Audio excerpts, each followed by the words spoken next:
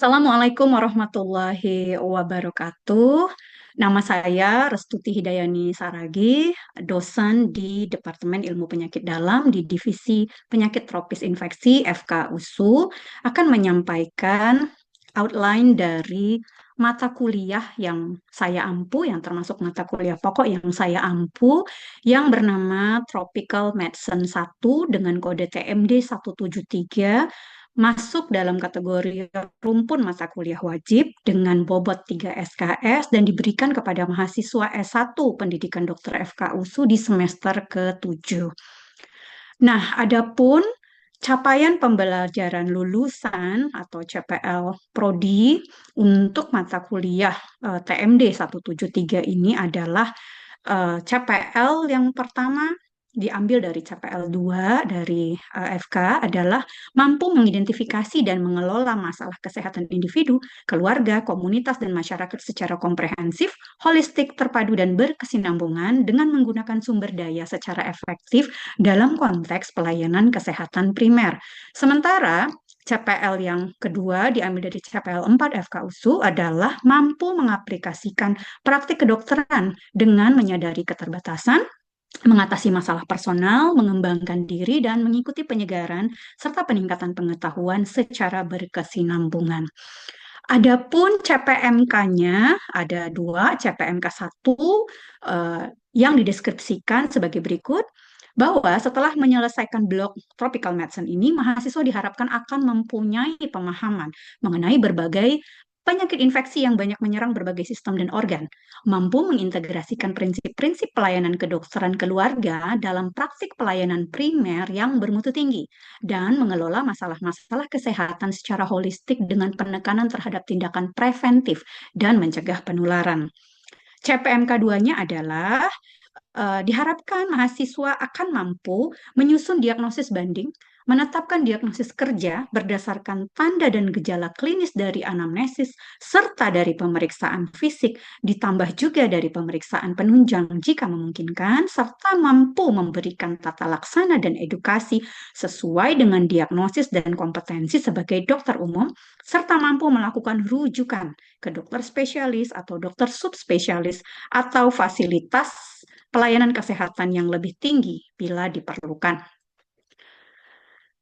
Kemudian, deskripsi singkat mata kuliah merupakan mata kuliah alias blok yang diperuntukkan bagi mahasiswa S1 Prodi Pendidikan Dokter semester 7 yang disampaikan dengan tatap muka dan diskusi yang membahas tentang epidemiologi penyakit tropis dan infeksi akibat virus, bakteri, dan parasit, serta beberapa penyakit infeksi yang muncul kembali atau re-emerging dan baru muncul atau new emerging. Diharapkan mahasiswa akan dapat mengetahui secara rinci bagaimana melakukan diagnosis, tata laksana, dan pencegahan penyakit ini dalam keseharian berprofesi sebagai dokter di layanan primer di masa depan. Adapun buku rancangan pengajaran atau BRP serta rancangan pembelajaran semester atau RPS untuk keseluruhan materi dari blok ini disusun oleh banyak dosen pengampu yang berasal dari berbagai departemen dan divisi di FKUSU, termasuk salah satunya adalah saya. Di dalam blok ini saya mengampu 6 materi perkuliahan, yaitu penyakit tetanus pada dewasa, sepsis pada dewasa, demam dengue dan chikungunya, rabies, diare akut, serta filariasis dan leptospirosis. Adapun bentuk pembelajaran dan metode pembelajaran yang akan diberikan adalah melalui PB atau proses belajar yang terdiri dari kuliah dan problem based learning atau PBL melalui tutorial. Selain itu juga ada pemutaran film dan praktikum. Adapun 6 materi yang saya ampuh, maka metodenya adalah menggunakan metode kuliah dan PBL melalui melalui tutorial. Sementara itu, kegiatan mandiri dilakukan dengan beberapa tahapan, yaitu mahasiswa mengkaji lingkup bahasan dengan membaca referensi yang dianjurkan, mencari dan mempelajari materi yang sesuai dengan tujuan pembelajaran di perpustakaan, dapat berupa hands-out, buku teks jurnal ilmiah, CD-ROM, atau dari sumber sahih di internet, serta tahap ketiga adalah berdiskusi dengan dosen narasumber apabila diperlukan. Adapun bobot, kembali tadi ke CPNK 1 yang telah saya sampaikan adalah 60%, CPNK 2 40%, kemudian untuk indikator dan kriteria ya. Kriteria penilaian adalah nilai ujian midterm, nilai tutorial, dan nilai ujian final term. Dengan tekniknya adalah baik ujian midterm maupun final term merupakan ujian tertulis berbentuk pilihan berganda yang terdiri dari materi perkuliahan dan materi tutorial. Dan proses tutorial itu dinilai oleh setiap fasilitator terhadap kinerja dan kompetensi yang diperlihatkan oleh setiap mahasiswa. Untuk bobot, ujian midterm adalah 40%, bobotnya ujian final term 40%, dan ujian mohon maaf, nilai tutorial adalah 20%. Demikian saya sampaikan dan terima kasih. Assalamualaikum warahmatullahi wabarakatuh. Selamat pagi para anak didik saya sekalian. Jumpa lagi kita di blog Tropical Medicine, blog yang muncul di semester ke-7 dengan saya, Dr. Restuti Hidayani Saragih, spesialis penyakit dalam, konsultan penyakit tropis infeksi MHKes. Sebagaimana kita sebelumnya pernah bertemu, saya berasal dari Divisi Penyakit Tropis dan Infeksi Departemen Ilmu Penyakit Dalam di fakultas kita. Barangkali sebelum kita mulai, boleh ya saya absensi dulu ya kehadirannya di dalam perkuliahan kita. Yang pertama ada Aditya Nafis Farhan, Izin dokter, hadir dokter. Charmanita Simanungkalit, Izin dokter, hadir dokter. Fadila Wani, Izin dokter, hadir dok. kemudian Maika Ayu Maharani. Izin dokter, hadir dokter. Terima kasih. Melkisedek Morsa Abadi Nababan, Izin dok, hadir dokter. Tarisa Olivia, Izin dokter, hadir dokter. Zainatun Nawariyah, Izin dokter, hadir dokter. Muhammad Adrian Akbar, Izin dokter, hadir dokter. Yeni Damayanti Pakpahan, Izin dokter, hadir dokter. dan Kevin. Izin dok, hadir dok. Oke, baik. Terima kasih semuanya. Kita mulai ya. Pokok bahasan kita hari ini adalah rabies ya. Dan sebelumnya agar kita sama-sama tahu apa sasaran capaian pembelajaran mata kuliah rabies ini, yaitu Anda semua diharapkan bisa nantinya mampu pertama menjelaskan epidemiologi. Kalau kita bicara epidemiologi berarti beban juga ya yang ditimbulkan oleh rabies, penyakit rabies dalam skala nasional ataupun global. Kedua, menjelaskan transmisi dan mekanisme patogenesis rabies. Ketiga, menyebutkan tanda dan gejala yang dapat dijumpai pada rabies. Dan kemudian juga menyusun diagnosis banding ya, menyusun diagnosis banding serta menegakkan diagnosis rabies melalui tanda dan gejala serta pemeriksaan penunjang jika ada, alias jika memungkinkan. Kemudian menyusun rencana perawatan dan pengobatan untuk pasien rabies, menjelaskan patomekanisme timbulnya komplikasi pada penderita rabies, dan menjelaskan tindakan pencegahan rabies. Kita mulai. Sebagai pendahuluan, insiden rabies itu rame ya, banyak, lebih dari 150 negara, artinya hampir di seluruh dunia ada kecuali di benua Antartika. Dan tingkat kematiannya itu juga sangat tinggi, 95% ya di benua Asia dan di benua Afrika. Namun kasus rabies itu underreported ya, masih underreported. Anjing, sebagaimana kita sering barangkali ya mendengar berita kasus ya, sumber dari sebagian besar kematian karena rabies pada manusia 99%. Dan ada 100 negara yang termasuk endemis, termasuk negara Indonesia kita. Tuh ada datanya, banyak ya. Kita mulai familiarkan istilah dari GHPR ya, gigitan hewan penular rabies. Cukup besar ya. Dari 78.413 ya, 836-nya positif menyatakan rabies ya. Ini data-data baik dari WHO maupun dari Kemenkes ya. Tahun 2023 di 2 Juni aja itu ada 11 kasus kematian karena rabies. Nah, ini beban global yang diakibatkan atau kita tanggung akibat rabies yang diperantarai anjing. Kita lihat di mana sih posisi Indonesia ini ya, Indonesia yang warnanya agak jingga muda ini ya, berarti dia sekitar 0,6 0,38 sampai 0,19. Namun yang sebagaimana disampaikan tadi, tetap ada kemungkinan under reported ya. Nah, kita lihat lagi datanya. Nah, ini ada Indonesia ya dari tahun 2010 sampai 2011 ya. Sampai 2010 sampai 2018 ini yang saya sampaikan tadi. No data underreported muncul di 2019 ada 106, kemudian turun 40, 62 dan di 2022 naik lagi 96 ya yang dikasuskan kematian pada kasus rabies pada manusia. Rabies ini termasuk salah satu dari 20 penyakit yang dikelompokkan sebagai neglected tropical disease atau NTD oleh WHO ya. Apa sih itu NTD? NTD adalah penyakit tropis yang diabaikan.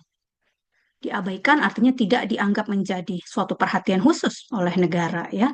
Dari 20 NTD yang dinyatakan oleh WHO, 5 NTD masih dideteksi di Indonesia yang salah satunya adalah rabies.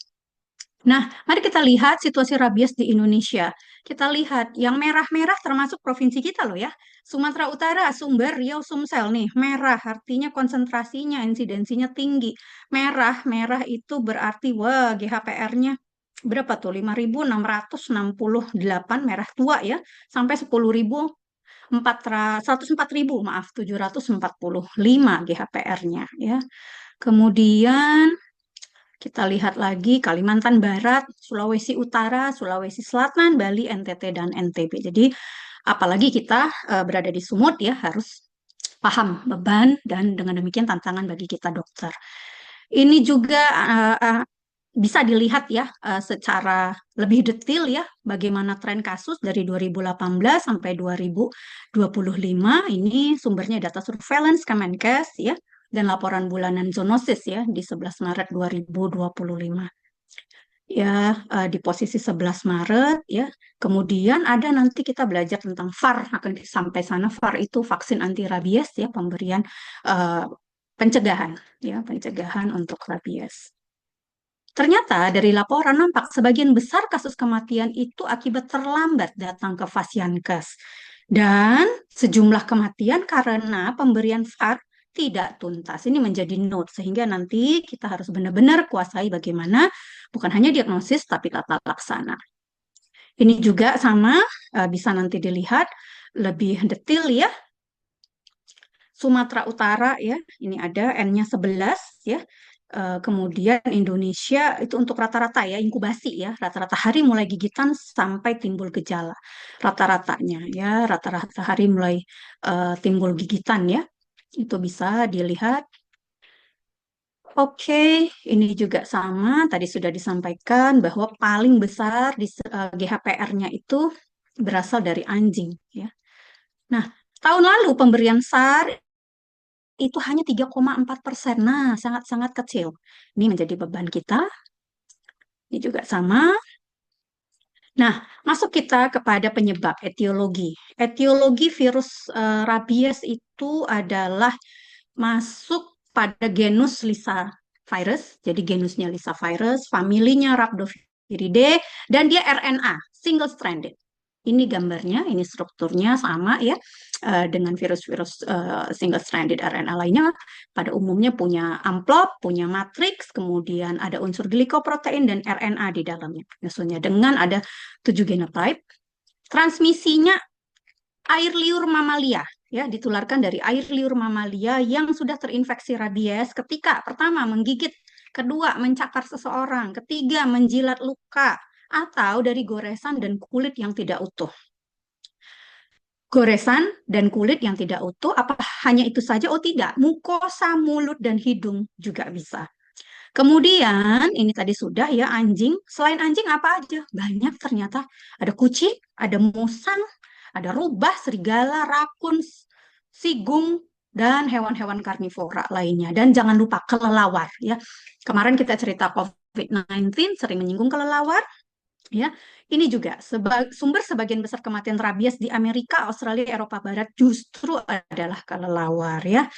Mungkin timbul pertanyaan di dalam pikiran kita, bisa nggak ya gigitan manusia ke manusia? Ya, secara teori sih bisa, tapi laporannya alhamdulillah belum pernah.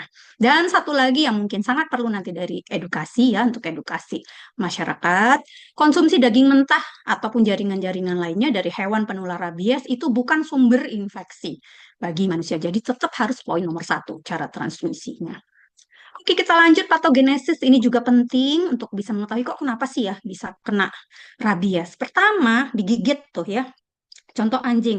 Maka virus rabies yang ada di anjing tadi sudah kita singgung ditransmisikan melalui air liur, kemudian akan terjadi inokulasi virus ya di tempat gigitan. Katakan yang paling sering itu kaki karena paling bawah. Kemudian virus yang sudah masuk tadi dari kaki, nyebar pembuluh darah, pembuluh limfa akan bereplikasi di dalam jaringan otot. Setelah bereplikasi di jaringan otot, dia akan cari pasangannya, dia akan cari ikatannya.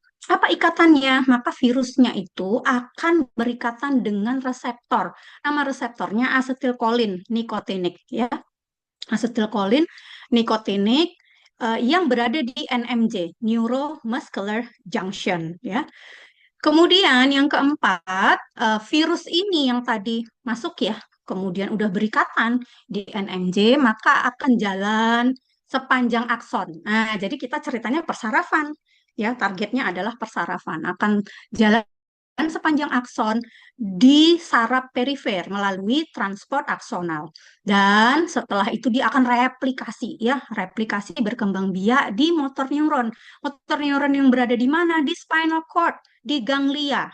Kalau sudah sampai spinal cord, sampai ganglia, maka akan jalan ke otak. Ya, terjadilah apa yang bisa disebut dengan infeksi otak atau encephalitis ya, infeksi eh, yang melibatkan neuron-neuron di otak sehingga fatal akibatnya. Inflamasi yang fatal tadi sudah disampaikan kalau terlambat akibatnya kematian.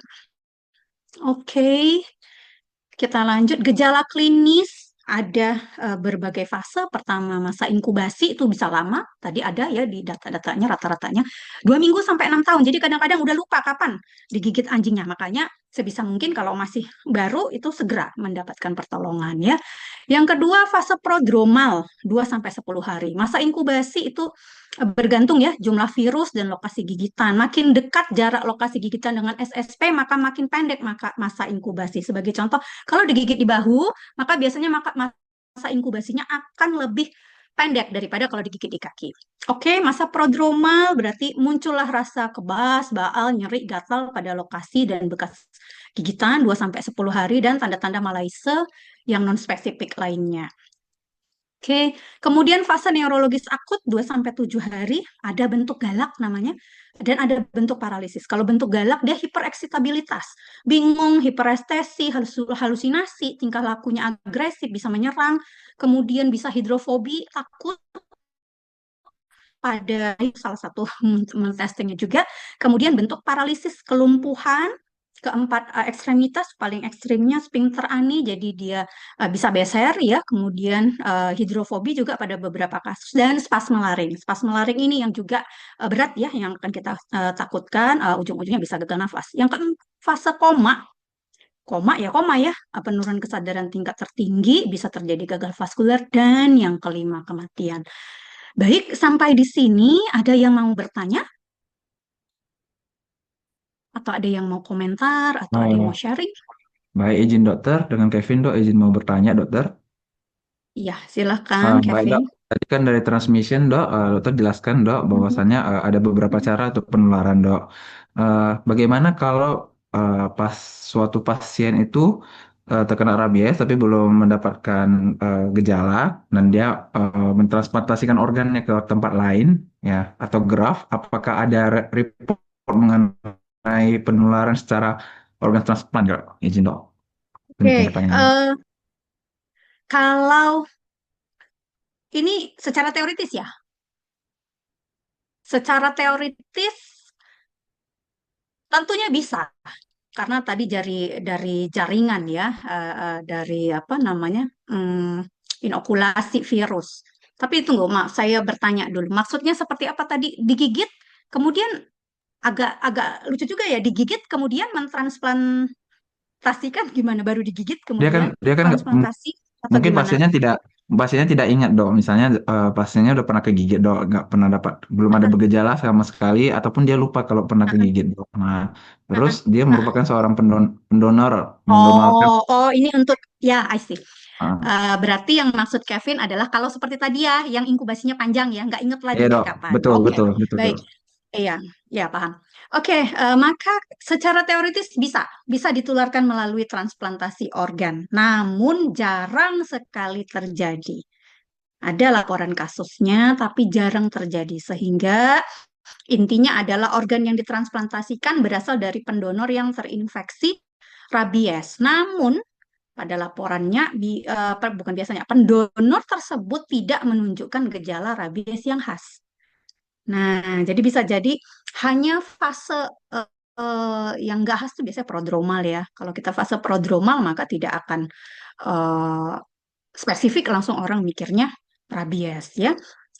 Dan itu meskipun ada potensi penularan melalui transplantasi, sekali lagi itu sangat jarang dan teorinya harus pendonornya tanpa gejala. Karena kalau udah ada gejala, nggak mungkin ya, Kevin ya, pasti akan datang biasanya orang atau pasien ke Fasiankes. Baik, ada lagi? Baik, terima kasih dok.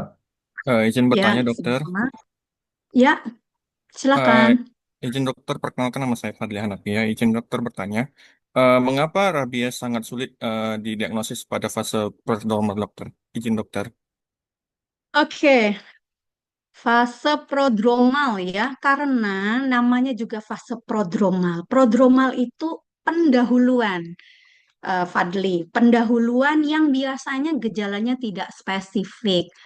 Contoh yang paling bisa kita analogikan adalah influenza. Kalau kita flu ya, pilek, biasanya apa sih yang mulai meriang ya, meriang, kemudian lemes, cepat lelah, atau nafsu makan menurun, demam. Demam itu kan tanda mulai terjadinya inflamasi dan ada perlawanan ya sistem imun kita terhadap masuknya virus rabies tadi. Jadi di fase prodromal sulit sehingga ini yang mengakibatkan eh, terutama apabila tidak aware pasien, ini dianggap biasa, ya sudah, biasa nggak enak badan saja.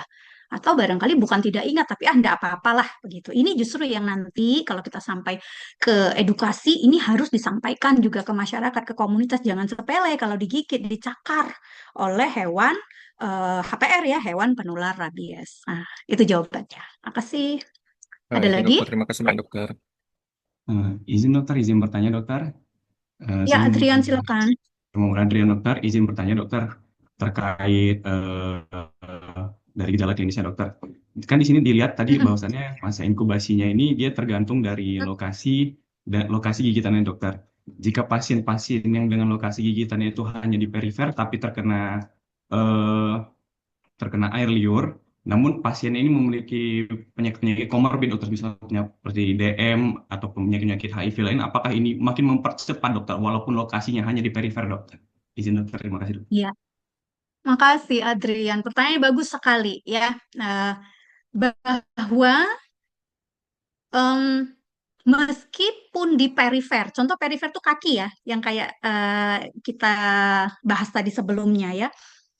Tadi kan saya bilang kalau di makin dekat dengan otak, di bahu contohnya makin cepat dong masa inkubasinya. Wajar aja, itu kan anatomi. Kalau di kaki agak jauh gitu ya.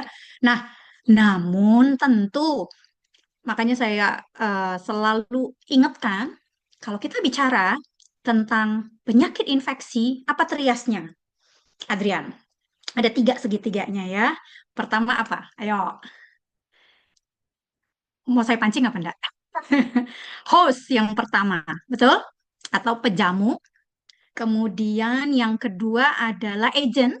Agent dalam hal ini adalah virusnya, virus rabies. Host itu pejamu ya kita, manusia yang menjadi sasaran target.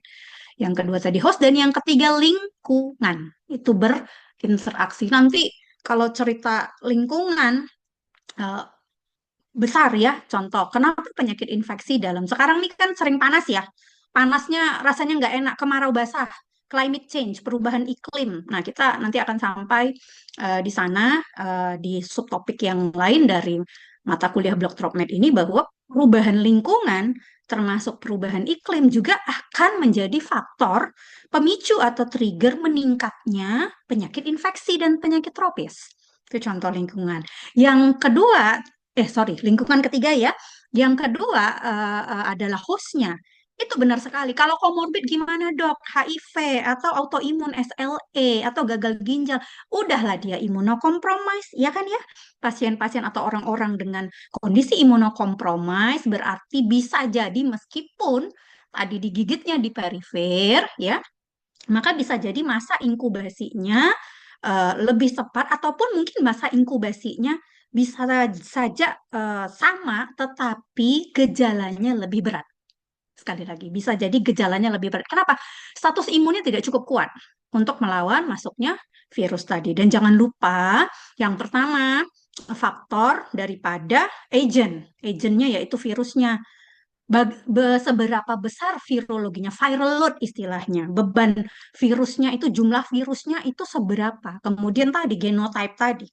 Ya, genotipenya. Genotype mana yang akan lebih berpotensi untuk menimbulkan yang berat gitu ya dibandingkan dengan genotype yang lain. Strain ya, strain virusnya. Oke, ada lagi? Terima kasih, Mbak Dokter. Izin bertanya Ya, dokter. sama-sama. Yuk. Ya, sebelumnya terima kasih dok. Sebelumnya dokter menjelaskan tentang patogenesis yang rabies ya dokter, yang masuk dari sistem perserafan perifer hingga ke otak dokter. Saya ingin bertanya dok ya, bagaimana ya dok kira-kira rabies itu dapat melewati pertahanan tubuh kita dokter? Apa terutama mengingat di otak kita terutama dok ada yang namanya blood-brain barrier yang sangat kuat, yang sangat ketat penyaringannya bahkan dari partikel sekecil apapun. Terima kasih dokter.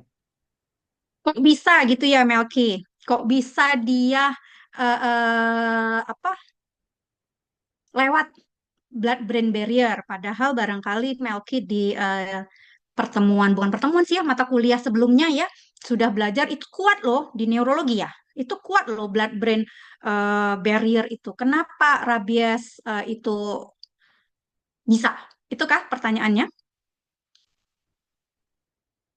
Masih Iya masih mute dokter. ya kayaknya. Ya. Ah, sebenarnya jawabannya sudah tercantum di sini, tapi terima kasih banyak Melki. Pertanyaannya juga sama bagusnya dengan tiga teman yang lain. Jawabannya adalah bisa dia nyebrang, bisa dia nembus karena ada yang disebut dengan retrograde axonal transport. Di nomor berapa nih dia? Nih, nomor 4. Retrograde eh, axonal transport. Dari pintu belakang, Melki. Retro. Nah, ingat aja. Kalau retro, nongkrong di kafe retro, berarti apa? Apa yang masa lalu gitu ya, pintu belakang gitu. Jadi ingatnya begitu. Retrograde dia masuknya dari belakang. Jadi mm, nggak jauh jalannya. Kenapa? Yang ditargetnya adalah langsung sistem saraf gitu. Virus-virus, kuman-kuman lain, bakteri, parasit punya kesukaannya ya, punya kesukaannya sendiri. Mana dia prefer apa? Dia suka apa? Jadi ada targetingnya. Dia cari targetingnya reseptor nicotinic acetylcholine di NMJ, neuromuscular junction. Sehingga gampang. Kenapa dia nggak ke liver gitu? Karena memang bukan itu karakternya. Nah, jadi dan dia memang punya kemampuan itu. Jadi benar tadi masuknya pertamanya dari sistem saraf perifer ya melalui luka gigitan atau cakaran ya. Yang penting sudah ada inokulasi virus, kemudian masuk dari perifer dia jalan ke CNS. Begitu dia di CNS, once in the CNS, dia bisa melakukan pengerusakan atau disrupsi, nembus blood-brain barrier. Dengan apa? Dengan menginduksi inflamasi. Dengan apa setelah menginduksi inflamasi? Dia akan mempengaruhi protein di NMJ tadi, neuromuscular junction tadi, supaya dia gampang. Buka dong gerbangnya karena dia udah rusak itu protein. Dibuka gerbangnya, nyebar deh. Kira-kira demikian. Clear? Baik dok, terima kasih dokter. Oke, nanti banyak lagi dilihat dari buku referensi ya, tapi pokoknya bisa terbayang gitu. Oke, kita lanjut ya.